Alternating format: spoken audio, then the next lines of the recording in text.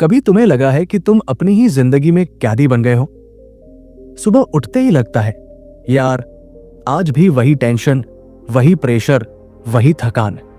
कभी ऐसा महसूस हुआ है कि तुम्हारी मेहनत का कोई मतलब ही नहीं बचा? लोग आगे बढ़ते जा रहे हैं और तुम एक ही जगह अटक गए हो। कभी रात के 2 बजे छत को घूरते हुए तुमने खुद से पूछा है, आखिर मैं जी क्यों रहा हूं? मेरे जीवन का मकसद क्या है? और सबसे दर्दनाक सवाल, क्या तुमने कभी यह सोचा है कि कहीं असल में खोद तुम नहीं गए, बल्कि तुम्हारी उम्मीदें, तुम्हारे सपने, तुम्हारी हिम्मत धीरे धीरे तुमसे दूर होते गए? अगर हाँ, तो भाई ये कहानी सिर्फ एक किताब की कहानी नहीं है, ये तुम्हारी कहानी है। एक ऐसे इंसान की कहानी जिसने नर्क जैसे हालात में भी अपनी जिंदगी का मतलब ढूंढ लिया। आज हम शुरू कर रहे हैं मैन सर्च फॉर मीनिंग का सफर, जहां हर लाइन तुम्हारे दिल पर पड़ेगी, जैसे कोई तुम्हारे अंदर छुपे टूटे हुए हिस्सों को पकड़ कर कह रहा हो, उठो, तुम अभी खत्म नहीं हुए हो। जब इंसान सब कुछ खो देता है, एक ठंडी सुबह, आसमान भी धुंधला, हवा भी भारी, और सामने खड़ा एक आदमी जिसके हाथ में सिर्फ एक पुराना बैग है। किसी ने उससे उसका घर छीन लिया, उसका परिवार छीन लिया, उसकी पहचान छीन ली, और अब उसी से कहा जा रहा है, अब तुम सिर्फ एक नंबर हो।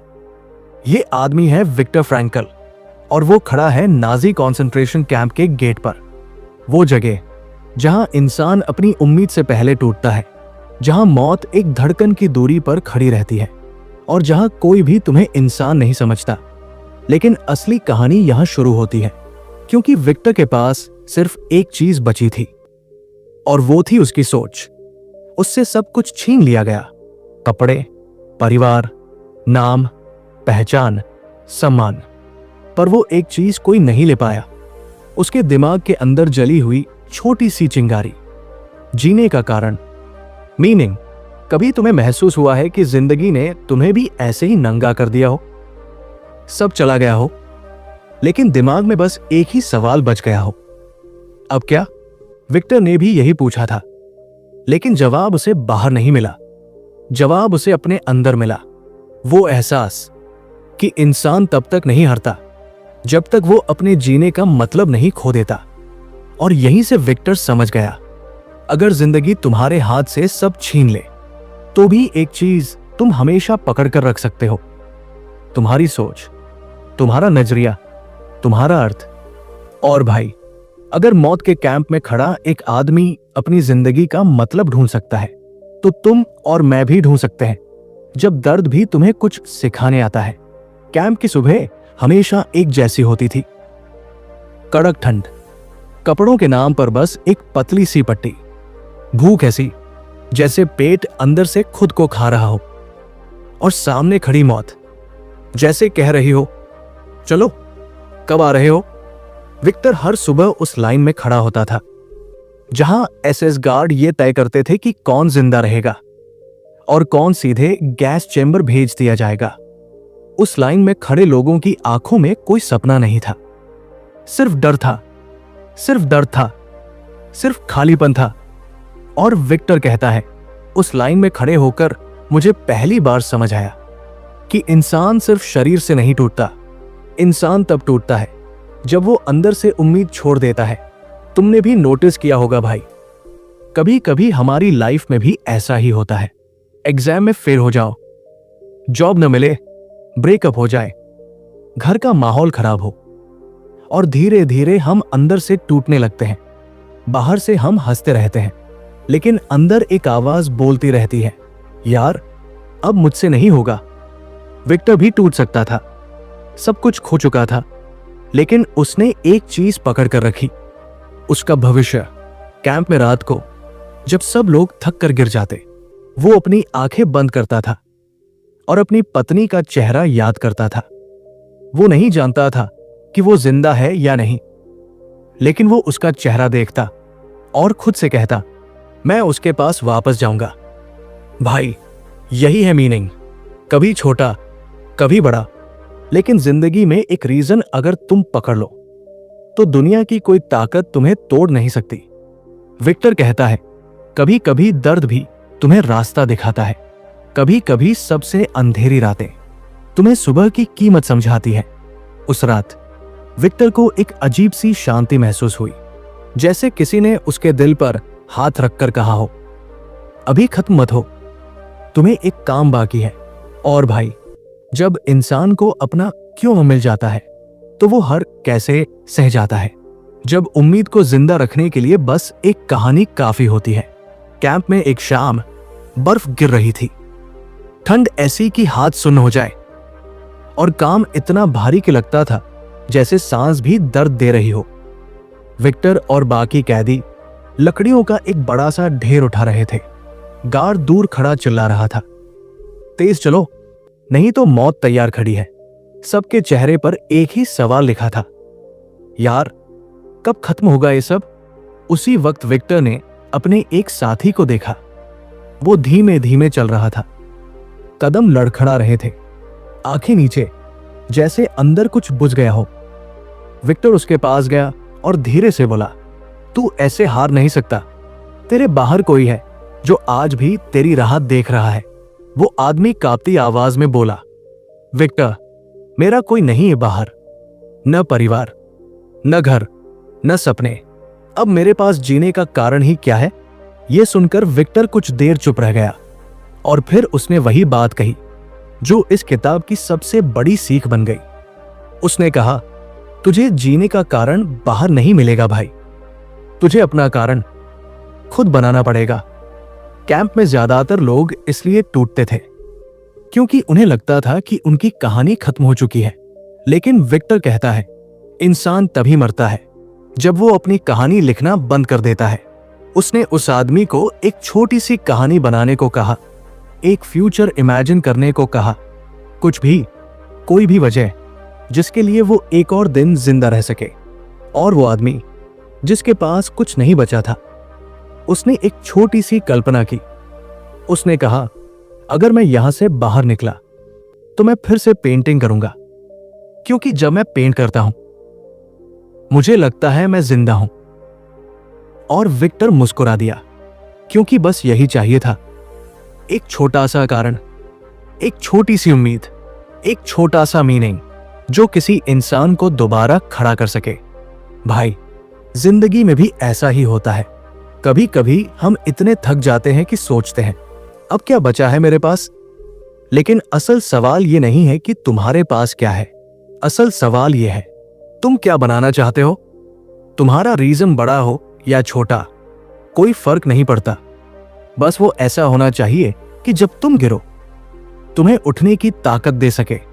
और विक्टर ने उसी ठंडी शाम को समझा कि इंसान के पास अगर एक कहानी हो तो वो किसी भी दर्द को सह सकता है जब हालात बदलते नहीं, लेकिन इंसान खुद बदल जाता है। कैंप में एक रात विक्टर काम से लौट रहा था। पैर इतने भारी थे कि जैसे किसी ने पत्थर बांध दिए हों। भूख ऐसी कि पेट खुद को काटने लगा था। गले में सूखी मिट्टी का स्वाद, हाथों में ठंड के कारण सुइया चुभने जैसी जलन। और फिर गार्ड ने अचानक सबको रोक लिया। उसने कहा, यह रास्ता गलत है, अब वापस जाओ और दूसरा रास्ता पकड़ो। वो दूसरा रास्ता करीब 2 किलोमीटर लंबा था और कीचड़ में डूबा हुआ था। बाकी कैदी रो पड़े, कुछ चिल्लाने लगे, कुछ सिर्फ जमीन को देखते रहे जैसे हार मान चुके हों। लेकिन विक्टर चुपचाप खड़ा रहा। एक हल्की सी मुस्कान उसके चेहरे पर थी। उसका दोस्त गुस्से में बोला, पागल हो गए हो क्या? हम मर रहे हैं और तुम मुस्कुरा रहे हो। विक्टर ने धीरे से कहा, मैं मुस्कुरा नहीं रहा, मैं बस ये सोच रहा हूं कि बाहर की दुनिया में लोग इन छोटी छोटी तकलीफों को झेल भी नहीं पाते और हम इतना सब झेल कर भी खड़े हैं। भाई, ये ताकत हमें कौन दे रहा है? उसका दोस्त हैरानी से बोला, ताकत? कौन सी ताकत? विक्टर ने कहा, वही ताकत जो तब आती है जब इंसान ये समझ लेता है कि हालात उसके हिसाब से नहीं बदलने वाले, लेकिन वो खुद अपने हिसाब से बदल सकता है। उसी पल विक्टर को एक गहरी समझ मिली, एक ऐसा एहसास जो आज दुनिया भर के करोड़ों लोगों को प्रेरित करता है। उसने कहा, हम जैसे हालात में फंसे हैं वहां आजादी का सिर्फ एक रास्ता बचता है, हमारा एटीट्यूड। बाहर का तापमान तुम कंट्रोल नहीं कर सकते, हालात तुम कंट्रोल नहीं कर सकते, लोगों का व्यवहार तुम कंट्रोल नहीं कर सकते, लेकिन एक चीज हर हालत में तुम्हारे हाथ में रहती है, तुम कैसे रिएक्ट करते हो। भाई, जिंदगी में भी यही होता है। एग्जाम खराब हो जाए, जॉब न मिले, रिलेशनशिप टूट जाए, घर पर टेंशन हो, तुम हालात को बंदूक से बदल नहीं सकते, लेकिन तुम अपने नजरिए को बदल सकते हो। कैंप में विक्टर ने यही किया। दर्द वही था, थकान वही थी, भूख वही थी, लेकिन उसके देखने का तरीका बदल गया। और जब इंसान अपने सोचने का तरीका बदल देता है तो आधी लड़ाई वही जीत लेता है। उस रात जब विक्टर कीचड़ में पैरों को घसीटते हुए घर की तरह दिखने वाली उस झोपड़ी तक पहुंचा, उसके दिल में एक अजीब सी रोशनी थी, जैसे किसी ने अंदर से कह दिया हो, तुम टूटे नहीं हो, तुम बस बदल रहे हो। जब एक छोटी सी रोशनी पूरी अंधेरी जिंदगी बदल देती है। एक दिन शाम के वक्त सूरज ढलने ही वाला था। आसमान हल्का नारंगी था, ठंडी हवा चेहरे पर लग रही थी और दूर खड़े पेड़ों की परछाइयां जमीन पर फैल रही थी। विक्टर और बाकी कैदी पूरे दिन की मजदूरी के बाद लौट रहे थे। सबके चेहरे पर एक ही बात लिखी थी, बस एक और दिन जैसा तैसा कट गया। लेकिन उसी वक्त कुछ अजीब हुआ। विक्टर ने देखा कि आसमान का रंग अचानक बहुत खूबसूरत लगने लगा, जैसे कोई पेंटिंग हो, जैसे भगवान ने खुद ब्रश उठाकर आसमान पर रोशनी बिखेर दी हो। उसके पास चल रहा एक कैदी अचानक रुक गया। उसने आसमान को देखा और बहुत धीमी आवाज में बोला, अगर दुनिया में इतनी खूबसूरती अभी भी मौजूद है तो क्या वाकई सब खत्म हो चुका है? ये बात विक्टर के दिल पर सीधा लगी, क्योंकि उस नर्क जैसे माहौल में किसी ने पहली बार खूबसूरत शब्द बोला था।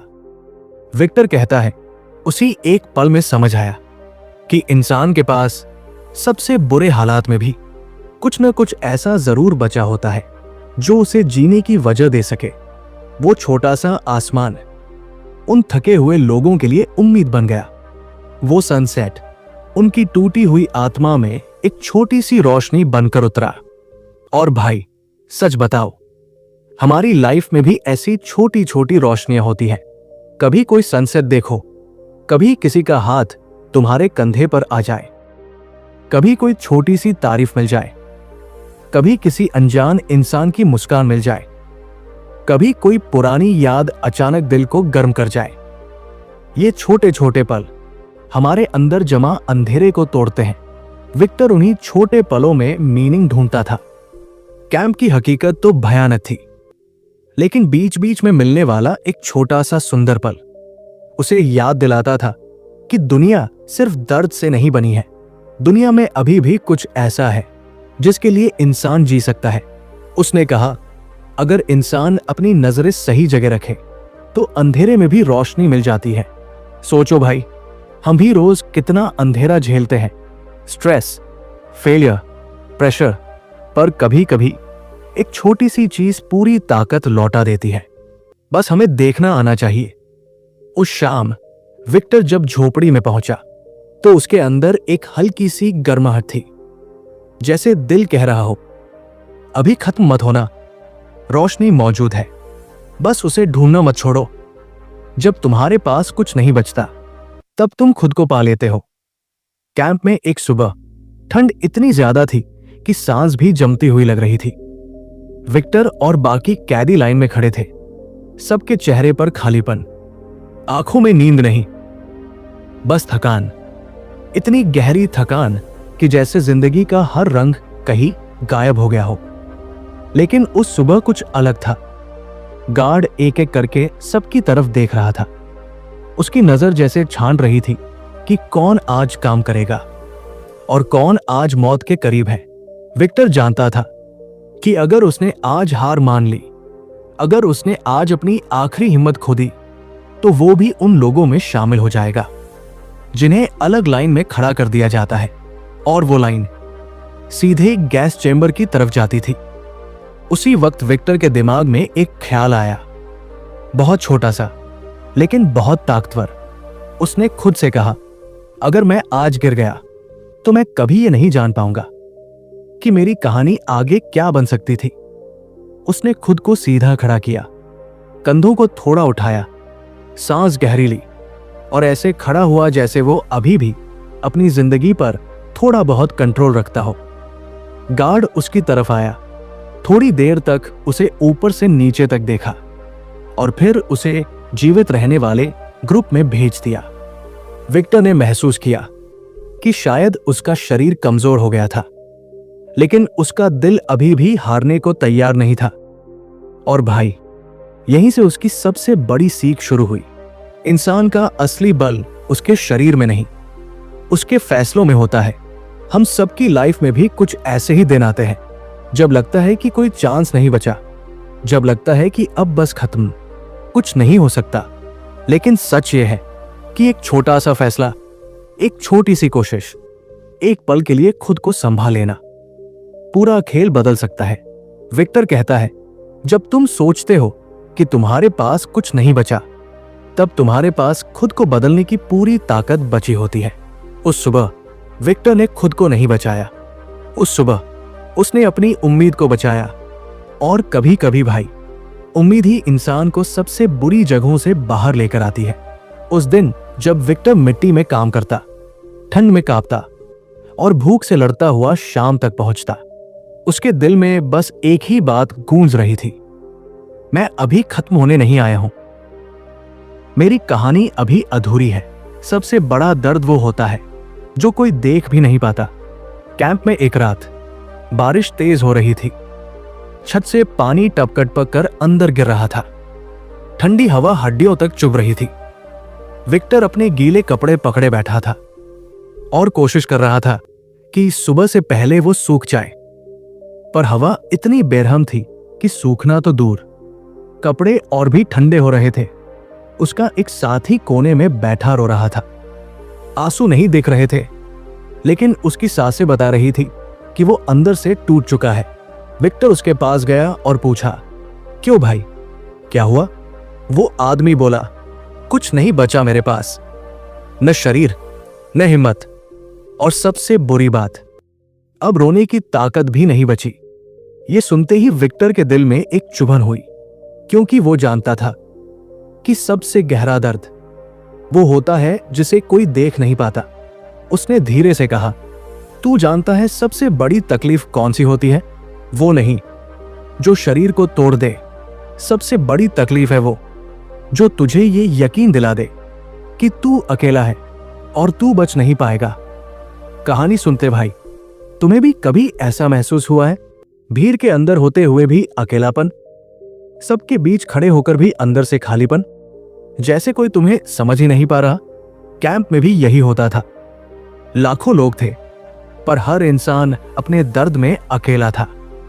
कोई अपनी भूख से मर रहा था, कोई अपने अतीत की यादों से, कोई भविष्य की चिंता से। और विक्टर कहता है, दर्द को बांट लेना ही इंसान को जिंदा रखता है। उसने उस आदमी का हाथ पकड़ा, कहा, अगर तू आज टूट गया तो तू ये मौका खो देगा देखने का कि कल तू क्या बन सकता था। वो आदमी चुप हो गया, लेकिन उसकी सांसें थोड़ी शांत हो गई, क्योंकि किसी ने उसके दर्द को सुना था, पहचाना था, माना था। भाई, सच ये है कि दर्द का बोझ भारी नहीं होता। बोझ भारी तब होता है जब उसे उठाने वाला कोई नहीं होता। विक्टर ने महसूस किया कि इंसान को जिंदा रखने के लिए रोटी से ज्यादा, हवा से ज्यादा किसी का साथ चाहिए। और ये बात सिर्फ कैंप की नहीं है, ये बात हमारी लाइफ पर भी लागू होती है। कभी तुम भी टूट जाओ तो खुद को अकेला मत समझना, क्योंकि कई बार एक शब्द, एक हाथ, एक इंसान किसी की पूरी जिंदगी वापस लौटा सकता है। उस रात विक्टर ने अपने मन में लिखा, मैं जिंदा इसलिए हूं क्योंकि मुझे अभी भी दूसरों के दर्द की आवाज सुनाई देती है।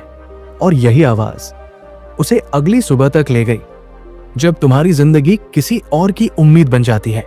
कैंप में एक सुबह कोहरा इतना घना था कि 5 कदम आगे भी कुछ दिखाई नहीं दे रहा था। ठंड शरीर में नहीं, हड्डियों के अंदर चुभ रही थी।